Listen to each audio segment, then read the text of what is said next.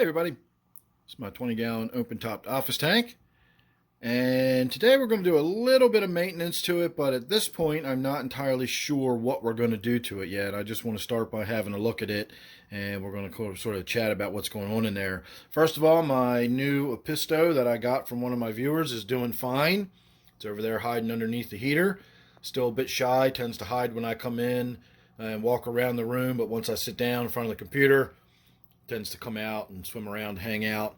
It's definitely been chasing my little baby guppies around. There was 5 of them in the tank about a week ago, and then there was 4, and now I'm seeing 3. So I think little by little, one by one, he's actually getting a hold of those baby guppies and making a snack out of them. So I have been stepping up the amount of food I've been putting in the tank, and in addition to flake food and algae wafers, I've been putting cichlid pellets in there too, a few sinking cichlid pellets. So there is available food specifically designed for small cichlids like that. So hopefully he'll be getting enough food that the only thing that will have him going after the little guppy fry in there would be instinct rather than hunger. So we'll see. The other thing I wanted to talk about is my plants. I've added some new plants recently.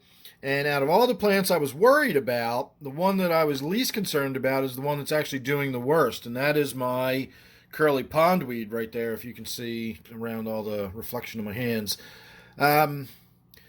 Some of it right here in the middle, this stuff, it seems to be sort of melting away. You can barely even see it when you look down in the tank. It's almost clear. Yet that is very clearly new growth. And if we look down here, you can see some nice bright green new growth as well. So I don't know if the piece that's sort of melting away was damaged. Again, without my reflection, if you can see, it's this one stem right here that runs down and is still connected to the main stalk. At first I thought maybe it was a piece that had broken off and it was, it was just lying in the water not getting any nutrients. But these kind of plants will float. Even if you break a piece of the stem off, it's still just going to float in the water. So I quickly realized that even if it was broken, that wouldn't be the case. So not sure why, don't know what's going on there, but we do have that one little bit of plant melting and new growth in other places. So we'll see how that curly pondweed turns out. The other stuff I put in here is that Milfoil, and you can see how well that's doing. In fact, we've even got new root growth coming off of that one already. It's up on the surface, it's lying across the top. We can actually bring this out and out towards the middle of the tank, make it look a little nicer. And at some point I will fish all that stuff out and clean that out and make it look a little better. I just want to have something floating in there to give that Apisto some sense of cover, so that there's, not just bright light shining down on it, and it doesn't have to stay in a cave or underneath of something. And it does indeed spend a lot of time in that corner underneath the shelter of those leaves and everything. So the other thing we're doing with this tank is I'm trying to get sort of a pseudo deep sand bed thing going. Again, I don't really know if there's a threshold where up until a certain point, it doesn't really matter, and then once the sand bed gets deep enough, boom, you cross some sort of threshold and you suddenly start getting some denitrifying effects. Or do you get some, there's got to be some sort of threshold. It's got to be at least deep enough for it to get to the point where you've got anaerobic water down deep in the substrate. And if it's not deep enough for that, then you'll never get the denitrifying effect. The denitrifying bacteria is an anaerobic bacteria. It does not use oxygen, whereas the regular nitrifying bacteria that we have, what we think of as the beneficial bacteria in our filters and everything, that's an aerobic bacteria. It needs oxygenated water. That's why you occasionally see some of these filters that have like a bio wheel on it. It looks like some weird water wheel thing that's designed to evaporate water or something, like it's a humidifier. That's actually designed to oxygenate that water as much as possible for the sake of that beneficial bacteria, because it needs that oxygen to do its thing. It's actually oxidizing the ammonia and the nitrates. or nitrites rather. So when we get into the denitrifying bacteria, that's the stuff that lives way, way deep down in the sand bed where all the oxygen has been depleted, and it's actually using a chemical process to get its energy from the nitrates, and then it breaks it down into nitrogen gas and a few other waste gases, hydrogen sulfide and a few other things. So if my sand bed is deep enough, I should start seeing less nitrates in the tank. It may not be enough to, deal with the entire nitrate load in the tank, but I should see less of an accumulation of nitrates if I have a deep enough sand bed. So before we actually do a water change, we are going to test the nitrates and see what they're sitting at. And if they're still pretty low, I'm just going to go ahead and top it off. And if they're getting up there a little bit, then we'll go ahead and we'll do a simple water change or whatever, and we'll see how that goes. But let me get out the nitrate test kit and everything first. I will go ahead and do the sample, and we'll see where we go from there. So sit tight. All right, so I just decided to top it off. The nitrates were orange, but not too bad. So I topped it off. I did another nitrate test just to see what would happen if we could actually notice a reduction in nitrates. And I could not tell you one from the other. If I have not mixed them up, this one is the first test we took, and that is the second test we took. But by this point, I may have got them swapped around. I'm not even 100% sure, but could you tell if I did? So once again, that just sort of reaffirms how much I hate these tests that rely on subtle differences in shades of color to allow you to determine things like nitrates, because there's no way you're going to tell me that I put almost 2 gallons of water in here.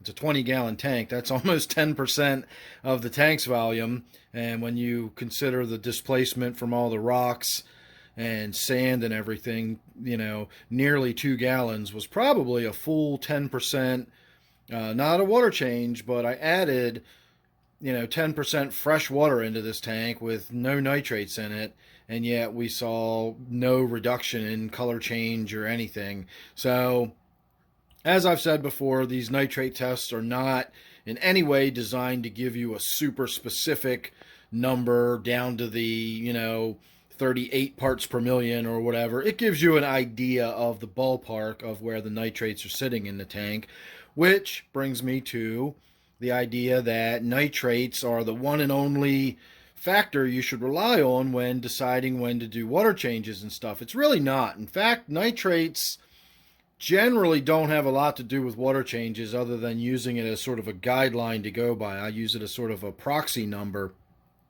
But you start running into issues with that when you start getting into a little more advanced tanks. If you've got a tank that's got lots of vegetation in it and you've got a deep substrate and you've sort of set it up so that you won't ever really get an elevation of nitrates, well, you're still going to have to do water changes unless you set your tank up really specifically. And at that point, if you know how to set a tank up like that, then you certainly don't need me giving you any advice on how to manage your aquarium or whatever.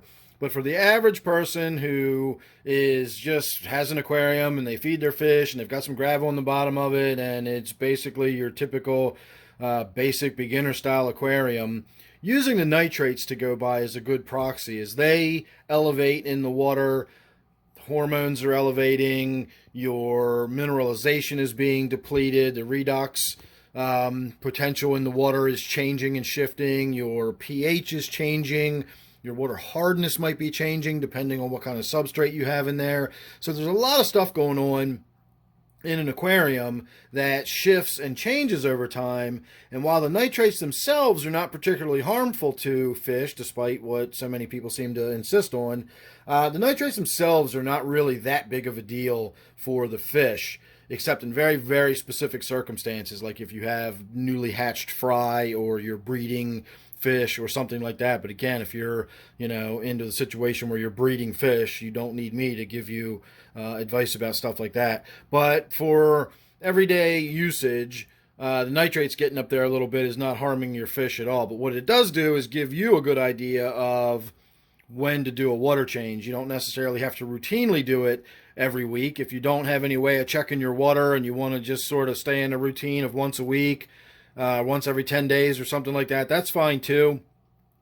But keeping an eye on your nitrates, watch them when they get up there, starts getting a little bit red, go ahead and do your water change. If that takes 10 days, if it takes 2 weeks, if it takes 3 weeks, that's fine. Again, you don't have to do a water change every week. Just keep an eye on those numbers. And as that starts to shift and get a little up there, then it's a good indication that it's time to start thinking about getting some fresh water in the tank. So that's what we did today. I just topped it off. I didn't actually do a water change, but as you saw, the tank has not been sitting that long. And in this case, we're actually specifically doing an experiment where I don't want to bring the water out of the tank. I want it to sit in there for a little while, and we're going to see if we can't bring those nitrates down the natural way a little bit. The plants did not seem to be as dead as I thought they were. This one here, this is the one that looked like it was melting, and it was not, in fact, attached to this stem. It was just sort of wrapped down and around and was its own individual stem that went down into the bottom and is not as dead as it looked. For one thing, it's got a little tiny piece of new growth on it. You can see right there in the middle of your lens right now, or middle of your screen. And had a root growing off of it. So I laid it on the gravel, put a rock over top of it, and we're going to see if that root doesn't turn downward and start doing its thing. And we might get a little bit more new growth off of that. This piece still looks pretty good. Still nice and green. I got in around the power head and pulled a bunch of stuff off of the power head. Got that opened up a little bit. You can see the Epistos under there right now. He's cleared out the gravel and everything underneath of there. So that little back corner is where he definitely likes to hide. He's definitely made that his own little camp. I also went through and cleaned out a bunch of the other miscellaneous plants and leaves and stuff that had got caught up in the water sprite. So that's now just water sprite. And if you look at the milfoil, that stuff's just doing really fantastic in this tank. It's growing out of control. So I don't know how long I'm going to be able to keep that stuff in the tank without having to trim it and cut it and remove it. And this curly pondweed is probably going to be the same way. It's going to be one of those things that I regret putting in there, and one day we're going to have to pull it out. So there you go. There's just a little update on my office tank and what's been going on in it. I did a filter change, and that's about it. My only concern with this filter is that it creates a flow and this current across the top, and it tends to push all my plants and everything down to this end. So I might try to figure out a way to put a little plastic shield or something on that forces the water down into the tank rather than across the surface like that, because again, it bunches all my plants up down at that far end, and even these in the middle will start sort of, blowing this way with the current flowing like that. So there you go. Thanks for watching. Hope you enjoyed. Make sure you're subscribed. Don't forget, this one is my 20-gallon open-topped office tank. I'll see you real soon in the next one.